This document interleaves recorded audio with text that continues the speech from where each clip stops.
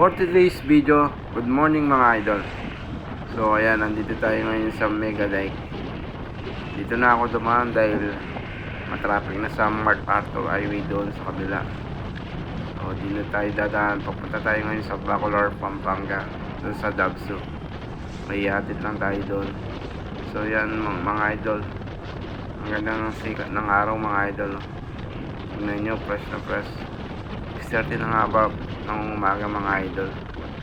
So yan, palitaw pa lang yung araw mga idol.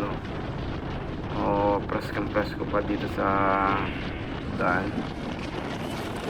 Walang masyadong dumadaan dito mga idol, so ingat lang tayo. Medyo mabilis yung sasakyan dito. So yan mga idol, punta na tayo ngayon doon.